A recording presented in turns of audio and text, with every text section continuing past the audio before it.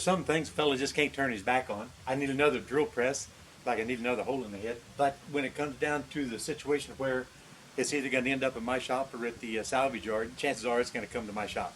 So now I got to get it down, get it stood up, get it inside the shed, and then go about the business of looking at all the accessories I got and cleaning this all up, making it all function the way it should.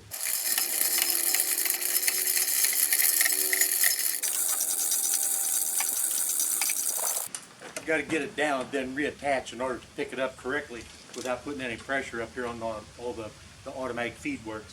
You see I got a little spreader board up here with a little notch cut in, shaped like an H. That's essentially a spreader bar to make sure that the choker doesn't come in and put any pressure on anything up here that might damage it, bend it, or whatever. So we got to get her down lower.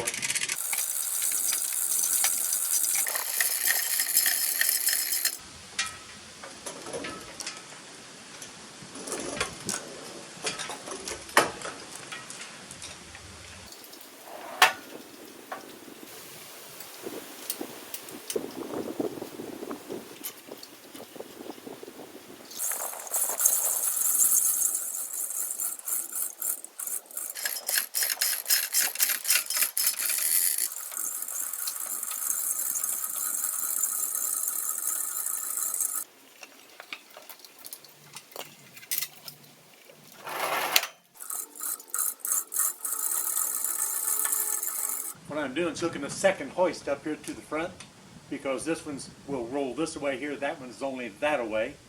And so as I put pressure on this to take over lifting the very top of this without doing any damage, I'll be able to release pressure off of this and eventually pull this one out.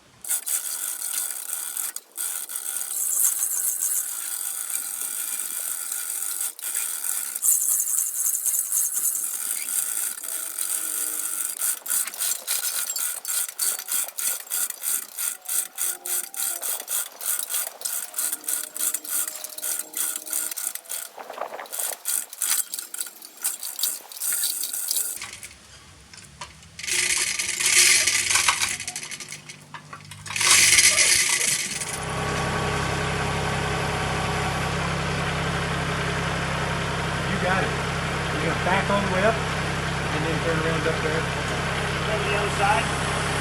Go over there.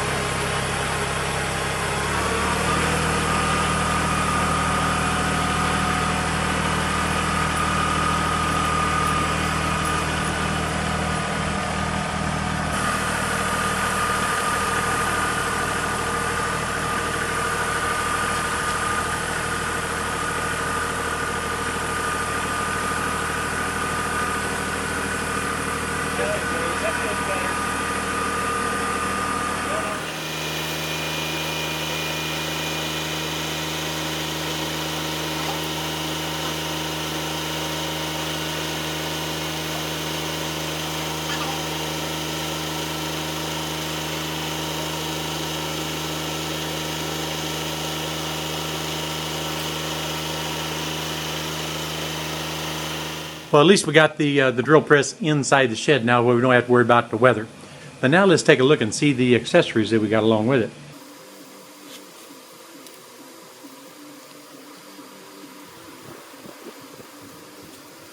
First off, we got a super large chuck. It's a number 4 Morse taper, and then probably going to be a 3/4 inch chuck. It might even be bigger than that, I don't know. And of course, this is the crank handle that will actually crank the table up and down, and then it's got a second square drive that actually locks the table on the riser in position so it doesn't move once you get it to the elevation you want.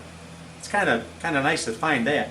It's got the nut on the outside that actually fits inside for raise and lower the table, and then of course the square drive is on the inside for the lock nut.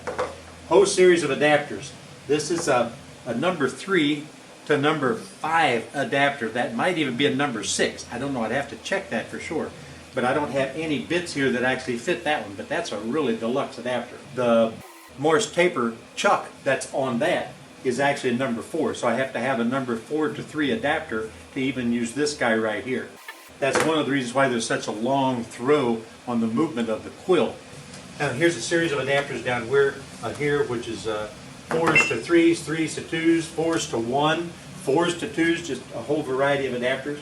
And then of course a series of bits here. A lot of these bits are brand new. Here's an 1.5 inch, brand new bit, number 4 Morse taper, brand new. Here's an 1.5 inch, here's an 1 3/16, 1 3/8, 1 1/4. And then we've got, let's see, 1 1/16, 1 3/16. I'm sorry, I couldn't hardly read that. 1 3/16, then 1 1/16, an inch, and then 31/32. The vast majority of those are brand new. This one here has been used. It's a bit rusty. And of course, a couple of these have adapters that are actually driven onto them because, like I say, that chuck is a number 4 adapter. So they went ahead and driven a 3 to 4 adapter right onto the bits and just leave them set there. This here is still a number 3 right here. So, of course, all you do is drive these guys out and then just go ahead and use that bit with these here. And then, of course, I've got a complement of other miscellaneous bits, large and medium and small, that fit any number of these adapters. So that's pretty cool, man. That's a cool score. Now, this is a Champion blower and forge from Lancaster, Pennsylvania. I don't know what the model number is. I don't know. It's probably just, you might have it here in the casting somewhere. I don't know. It says it's a number 201. I'll have to look and see what that all means. Now, this thing is fitted with an automatic feed. If you look up here on the very top, you've got an arm, a linkage arm, that works off of an eccentric off of this shaft, and it's got a pawl that can be put in this position or that position. Of course, over here, it's ready to engage the gears or the notches that are on top of this thing right here. This right here on this adjustable slide will increase or decrease the number of teeth that it will engage in depending on the location of this.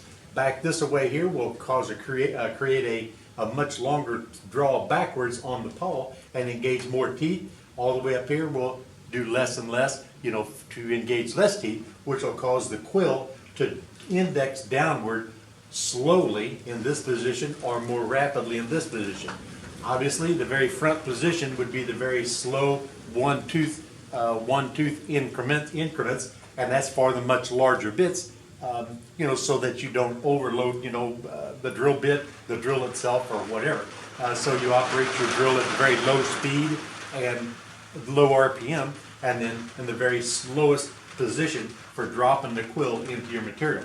And of course, if you use a smaller drill bit, like 3/4 of an inch or less, go ahead and slide it to the back, and you're going to do, 3, 4, or possibly more teeth at a time to drop this quill much quicker. Got a little bit of a rain just showed up. That's a downpour. Got a 1/2 horsepower Baldor motor, single phase. It's very easily adjustable by lifting up on it, sliding it this way or sliding it that way to align with the different steps on the step pulley to increase or decrease the speed of the jack shaft, which of course goes ahead and drives your main drive right here. It's got a pillow block, greasable pillow block bearing, and of course this is not original with the piece of equipment at all, nor is the 6-inch channel iron. This is a pair of 6-inch channel irons that create a box pulley, and it's got a big 4-inch by 4-inch square iron or tubular iron base on it. Whenever you don't have the automatic feed engaged, you can operate it manually just like a normal drill press like this right here. The manual feed would be engaged by flipping this. If the pawl is in the forward position, this is a closed or an on position, and the hand quill or the hand operated quill will not operate. Flip it this direction, that's the open position, which then bypasses the hand operation of the quill and allows automatic feed to go ahead and start dropping this through your workpiece. Take a look down here. You've got a huge flat gear that runs all the way up. It just rests on a pedestal down here, and it actually rotates back and forth if you have to slide it this way or that. And of course, that handle. Once you get it to the position you want, then you use the square drive to lock the, see how this will move if you need to move over to one side or the other, or get it completely out of the way if you're working on a large piece that actually rests on the ground or on the feet underneath. But once you get that to the position you want, you use the square drive. Use a square drive and lock that into place. It can't go anywhere. And of course this you can loosen up a nut under here. This just slides right out if you don't need this plate on there at all. I took this chuck, I busted it up a little bit, and I could read right on it. It's a 3/8 to a 1-inch chuck. So this is not a 3/4 inch chuck. It's a 1-inch chuck. And of course it's a number 4 paper, which will put it right up inside here. But that'll convert it to standard drill bits right there. Let's go ahead and turn it on. Pick it up.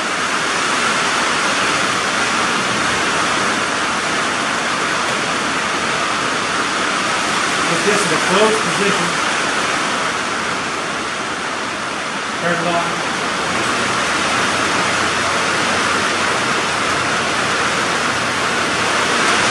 Again, open position. You can use it as normal. Closed position is ready to engage the pawls. You can see the eccentric on this shaft operating this lever. And you can see how that transfers this radial motion into a horizontal motion up here when we flip the pawl. See the gear turning right now? We're in open position. So this is driving downward right now. Slide that farther that away and increase the number of feet, and the faster the quill will go down. And you can obviously see I'm running at an exceptionally slow speed. And that is slow driving down, there's no doubt about it. I have to figure out exactly what this does. I have a tendency to believe that if it's in automatic feed, when it gets to the bottom of the travel, I think this is going to be what's going to kick the automatic feed out. But I have not verified that. I'm just kind of guessing. It traveled 1/8 of an inch, which if you're running an 1.5 inch bit, 1/8 of an inch in a minute or whatever that's been, that's some pretty good material that you're removing out. So at any rate, it does need a little bit of maintenance. I got to figure out all the little idiosyncrasies. But actually, I could drill holes with it right now if I needed to. So the old boy had it all nice and lubricated and sitting there waiting to go to a good home. This thing didn't want to go to junkyard either, as much as I didn't even want to see it go to junkyard. Can you imagine just watching something like this go to salvage? I just can't. I just can't. I think that's why I got so much old junk sitting around, you know what I mean? So hey, I'll come back whenever I use this on a project. And for now, this is TrackMan 44, and I am out of here, guys.